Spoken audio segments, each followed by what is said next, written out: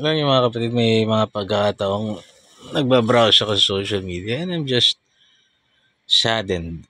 Talaga nakakalungkot na tayong mga tao ay very easily swayed. Kaya makapangyarihan ang media and they often abuse it. No? Lagi tayo nasusway. Pero minsan titignan mo, like for example, West Philippine Sea issue. Okay. Atin naman talaga yon. Gusto nating ipaglaban yung teritoryo natin, yung kapakanan natin bilang bansa. Pero how are you going to do that? So, pag kinausap ng isang tao yung China, siya matik, tuta na siya ng China. Pag kinausap niya naman yung Amerika, matik, tuta ng Amerika. Parang, we have to understand the motives behind sa pakikipag-usap na yun. Anong klaseng pakikipag-usap ba ito? Are they doing what is best for the country? Hindi kasi pwedeng sabihin mo lagi na atin yan pag-aari natin yan, paglalaban natin, mag-isa ka, mamatay ka. Pag nagkagera wala ka dito, yung mga nagsasabi-sabing ganon, pag nagkagera wala yan dito. Ngayon, kung ano pa, habain pa, hindi naman magkagera, bla bla bla bla bla, no.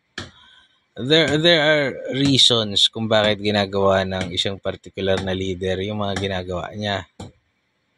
At yun ang dapat mo alamin, ano ba yung intention behind it. Kasi hindi mo, unang-una, baka naman pag kinausap ko to, maging okay. Medyo naging okay tayo nung panahon ni Pangulong Duterte. Pero nung ngayon, medyo umaano-ano tayo sa Amerika ngayon. So you have to respect. Bakit nga ba naging ganun? Kasi naghahanap din siguro ng ibang solusyon tong si BBM. O gusto niya friends lahat siguro. Or ewan ko kung anong polisiya niya. But the point is, nothing will ever justify war. Madaling magsabi na ipaglalaban mo yung bayan mo. Oo nga. Pero alam mo, mapipilitan lang tayo. Pag ginera nila tayo, yun na lang yun. Hindi naman tayo pupunta rin makipaggera sa gitna. Wala namang ganun. Mapipilitan na lang tayo lumaban pagka may gera na. And yun nga, iniiwasan natin kasi mahirap yun. So, even if territory natin, may story ako sa inyo, no? Merong isang malaking lupain dati, yung pamilya ng isang kakilala ko. Malaking lupain siya. To cut the long story short, in-squat siya.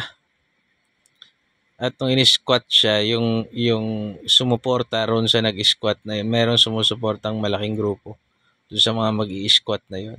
Pero mo squatters, tapos nagtayo ng mga konkretong bahay na matitigas. Talagang maganda pa sa bahay ng may-ari ng lupang yun. Paano mo ngayon paalisin yun? So madugong madugo, hindi po ba?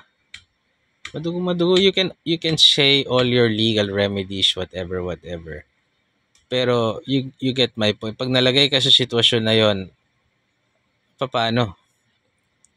Paano mo papaalisin yon? Pagbabayarin mo na lang sila. Diba? Sa korte, mga ganyan na magdesisyon yung korte na bayaran na lang ng mga squatter yung lupa na yun. Diba?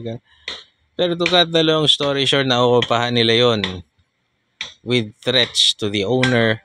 They are organized and the owner does not have the capacity na ipagtanggol na yung pag-aari niya. And pwede mong sabihin, kasalanan pala ng owner, hindi niya may pagtanggol yung capacity niya. Pero, hindi na kasi yun ang issue Marami lang kasi talagang pilosopo, ano.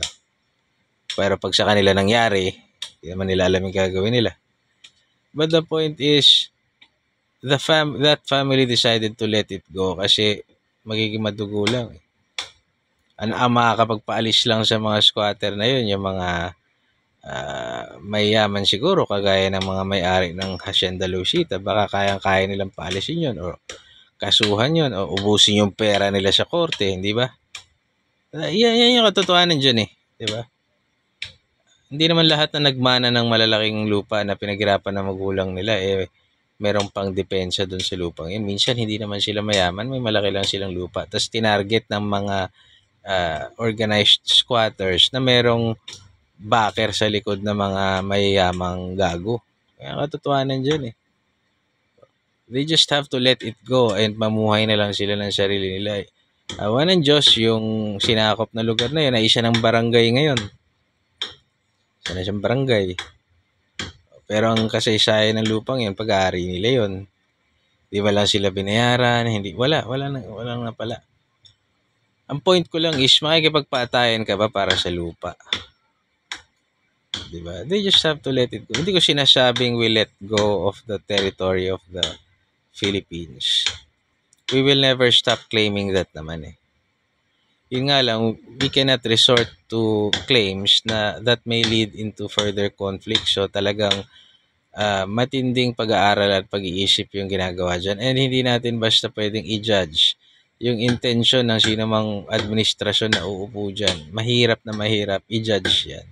Unless blatant, obvious. Diba? Kasi maraming traidor ang Pilipinas eh. Historically, hanggang ngayon, maraming traidor eh. So, we can only support the government.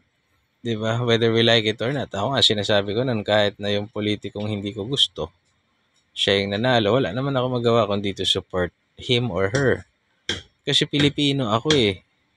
Oh, kung ang ginagawa naman nito ay pagandahin yung bayan sa kanyang paraan, hindi ko man gusto yung paraan niya, masakit man sa akin, why would I waste time na tuligsain siya? Sa akin lang, di ba? So nakakalungkot lang na yung Pilipino ay parang yung issue sa Ukraine, Russia, sa Israel at saka Palestine, parang whatever the history is, you cannot justify it na pumatay ka ng tao. Dapat the humanity will always look at ano ba yung options para hindi tayo pwedeng tumigil maghanap ng options sa pag-uusap at pagdiskarte kung paano solusyonan ng anumang problema. Dahil napakahalaga ng buhay. Dapat eh. Dapat ganun ang pagtingin natin eh. Oh well, akin lang naman to. Opinion ko lang naman. God bless you.